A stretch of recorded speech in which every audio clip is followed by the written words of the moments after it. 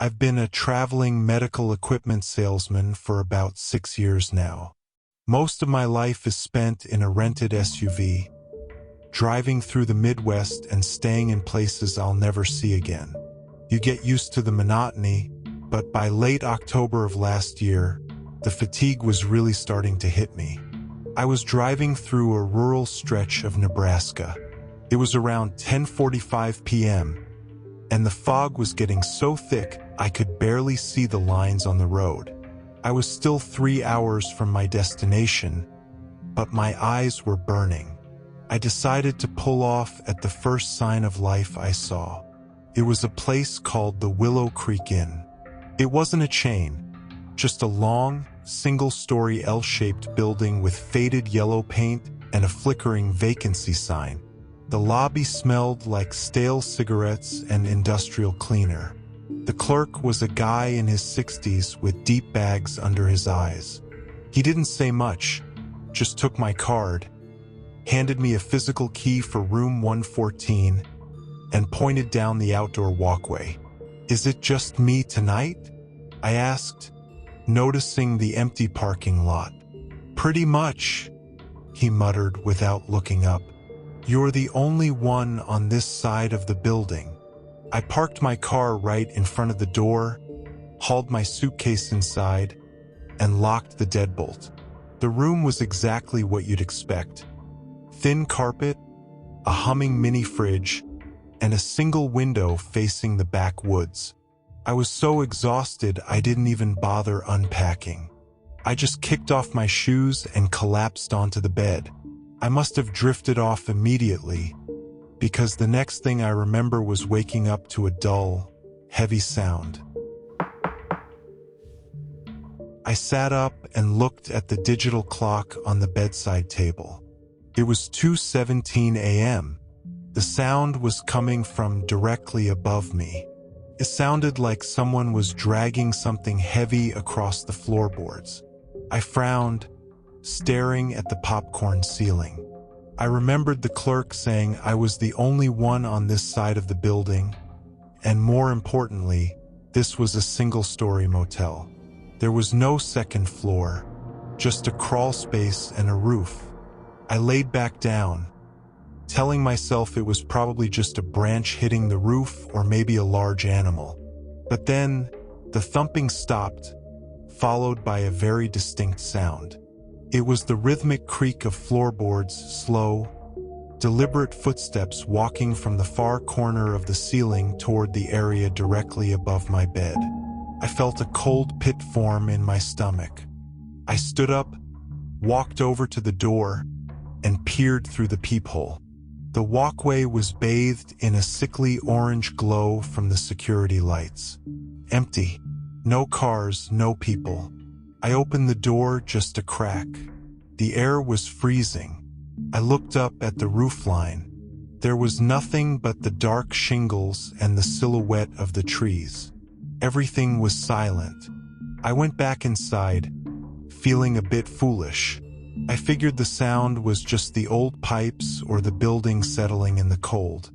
I decided I needed a distraction, so I grabbed some change and headed to the vending machine I'd seen near the lobby to get a bag of chips. I was gone for maybe 4 or 5 minutes. When I got back to room 114, I swiped my key, walked in, and tossed the chips on the nightstand. I went into the bathroom to splash some water on my face. That's when I noticed it. The bathroom window, a small frosted glass pane, was cracked open about 2 inches. I specifically remembered closing it when I first walked in because of the draft. I pushed it shut, locked it, and felt a sudden, intense urge to just leave. But I was so tired I could barely stand. I convinced myself I was just being paranoid. I turned off the lights and climbed back into bed, pulling the covers up to my chin. I stared into the darkness, waiting for my eyes to adjust. About 10 minutes passed. The room was silent, except for the low hum of the fridge. Then I heard a soft, wet sound. like a heavy breath, followed by the rustle of fabric. It wasn't coming from the ceiling this time. It was coming from the corner of the room, right where I'd left my suitcase. I stayed perfectly still. My heart was pounding so hard I could hear it in my ears. I slowly reached for my phone on the nightstand and turned on the flashlight. The beam cut through the dark and landed on a man. He was crouching in the corner, hunched over my open suitcase. He was wearing a filthy, oversized gray hoodie and dark jeans that looked damp. He wasn't moving. He was just staring at me. His face was thin, his skin pale and sallow, and his eyes were wide, reflecting the light like an animal's. He had one of my spare shirts gripped in his hand. I let out a jagged scream, more of a yell of pure shock, and scrambled backward against the headboard, fumbling for the lamp. The man didn't attack. He didn't even say anything. He just stood up in one fluid, jerky motion and bolted toward the bathroom. He disappeared inside, and a second later, I heard the loud thud of him hitting the ground outside. I didn't wait. I grabbed my car keys, ran out the front door, and locked myself in my SUV. I dialed 911 with shaking hands, my eyes glued to the dark woods behind the motel. The police arrived about 20 minutes later. They found the bathroom window forced open from the outside. The man was gone. Later that morning, the sergeant called me into the small manager's office to look at the security footage from the outdoor walkway. We watched the screen. At 2:21 a.m., the footage showed me leaving my room to go to the vending machine, lying flat on the shingles directly above my door the entire time I was sleeping. He didn't go for the door, though. He went around to the back, toward the bathroom window. But the most chilling part was what happened right before I came back. The footage showed me walking back toward the room with my bag of chips. The man must have heard my footsteps on the walkway. Instead of climbing back out the window, the camera showed the light in my room turning on and then off as I entered. He was still in there. He had stayed in the room with me for over 10 minutes, standing in the dark corner, watching me breathe while I tried to go back to sleep. The police identified him a few days later as a local man with a history of stalking and prolonged observation of travelers. They never found out how long he had been watching me before I even pulled into the motel. I don't stay in small motels anymore, and every time I hear a house creak at night or a branch tap against a roof, I can't help but wonder if something is just waiting for me to turn out the lights.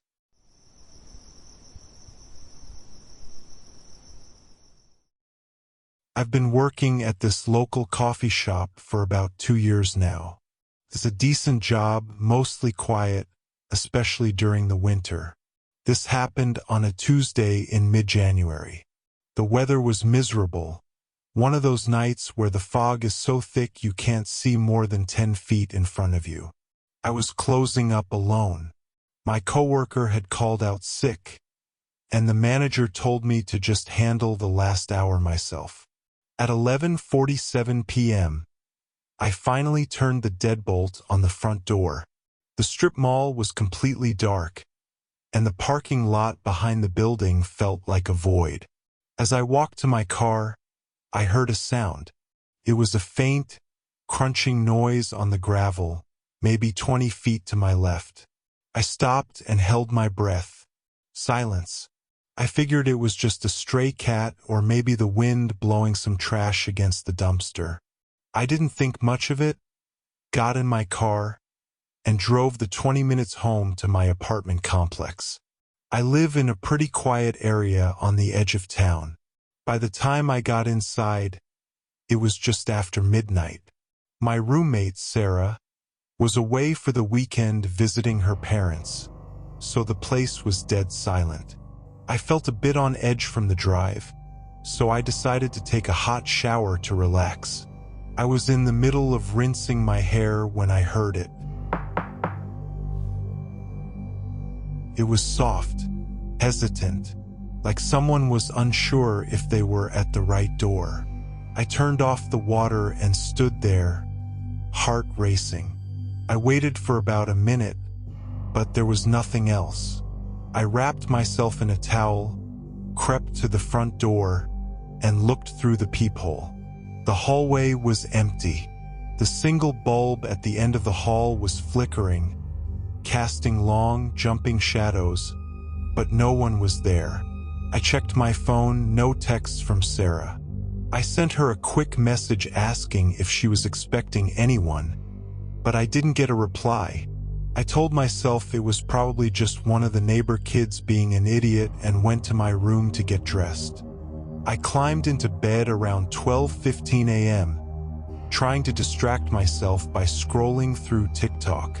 The apartment was so quiet I could hear the hum of the refrigerator in the kitchen. Then it happened again. This time it wasn't at the front door. It was coming from the window right behind my head. My bedroom faces a narrow back alley that nobody ever uses. I froze. I didn't move a muscle. I just stared at the heavy curtains, wishing I had checked the lock earlier. Then, a new sound started.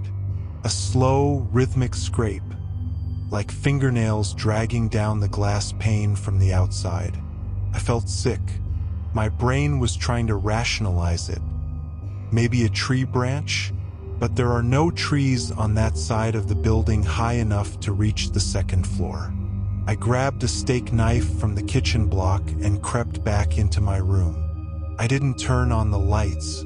I reached out, my hand shaking, and parted the curtain just an inch. Down in the alley, a figure was standing perfectly still.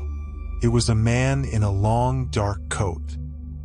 He was hunched over, his head tilted at an unnatural angle, staring directly up at my window. He wasn't moving. He looked like he was just listening.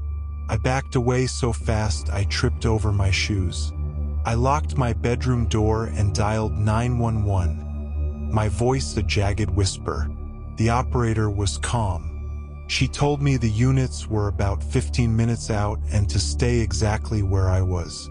I sat on the edge of my bed, clutching that knife, staring at the door.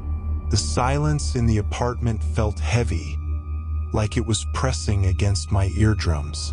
Then the knocking started again. It wasn't the window, and it wasn't the front door. It was coming from inside my bedroom, from the closet. The handle rattled, just a tiny metallic sound. Clack, clack. Then it stopped. I realized then that the spare key Sarah and I kept under the mat was gone. I looked at the window latch I thought I'd locked.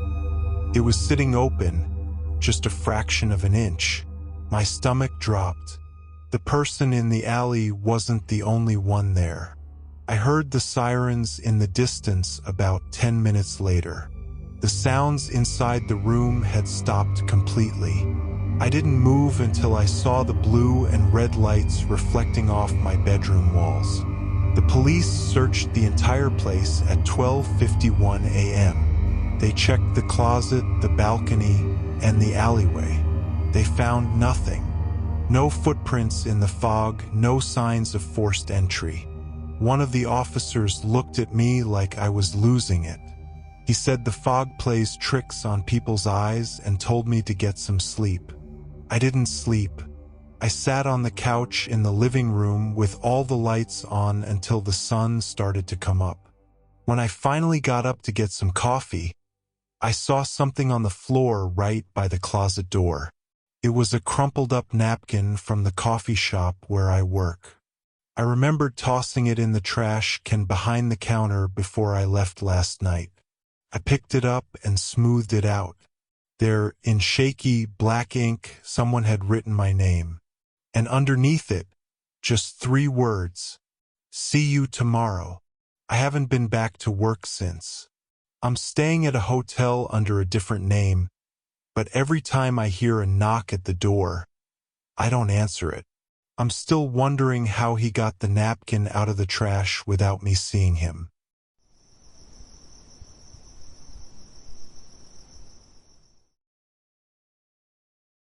I've been delivering for a local pizza chain for about 3 years. It's usually pretty boring, just a lot of driving and listening to podcasts. But this happened last November on a Tuesday night. It was my last shift before a long weekend, and I was exhausted. At 2:03 a.m., just as I was getting ready to close up, an online order popped up. The address was out on the edge of town, where the streetlights start to get sparse. The customer's name on the ticket just said, "The Family." I thought it was a bit weird, maybe just a group of college kids pulling an all-nighter, but I didn't have a choice. I boxed up the large pepperoni and hit the road. I pulled into the driveway at 2:17 a.m. The house was an old 2-story Craftsman, sitting way back from the road behind some overgrown hedges. What struck me first was the smell. Even through the car window, I could smell this heavy, metallic scent mixed with something like spoiled meat. I walked up the porch steps, the wood creaking under my boots. I went to knock, but the front door was already standing open about 4 inches. "Hello? Pizza delivery," I called out. No one answered. I stood there for a second, feeling that prickle on the back of my neck. I looked through the gap in the door. The interior was lit by a dim, yellow glow. Everything inside, the wallpaper, the furniture, the heavy brown carpet, looked like it was straight out of the 1980s. It was like stepping into a time capsule. I pushed the door open a little further, intending to just leave the pizza on the entry table and go. That's when I saw the pictures. There was a small circular table in the foyer covered in framed family photos. I leaned in and felt the air leave my lungs. The people in the photos were wearing clothes from decades ago, but the faces, they were my family. There was my mom at her graduation, my dad at his old job, and a little boy who looked exactly like I did at 5 years old. But every single one of them had their eyes violently scratched out with thick, black ink. The scratches were so deep they had torn through the paper. From somewhere deep in the house, I heard a sound, a heavy, wet thud, like something soft and saturated was being dropped onto the floor over and over again. It was coming from the kitchen at the end of the long hallway. Against every instinct I had, I walked toward it. I told myself I just needed to see what was happening so I could tell the police. The smell of old metal was so thick now I could almost taste it. Just as I reached the kitchen doorway, a high-pitched ding went off. It was an old mechanical oven timer. The oven was on. The heat coming from it was stifling, smelling of burnt hair and yeast. I looked through the glass door of the oven, expecting to see a pizza. Instead, there was a massive, pale mound of grayish dough. It was pulsing. As I watched, the dough began to stretch and tear. Thin, spindly protrusions that looked like human limbs, arms and legs with too many joints, pushed out from the center, clawing at the oven racks. Then, the surface of the dough shifted. Circles of pepperoni began to slide across the mass, forming the shape of eyes and a mouth. I backed away, hitting the kitchen counter. As the mouth opened, it didn't scream, it whispered.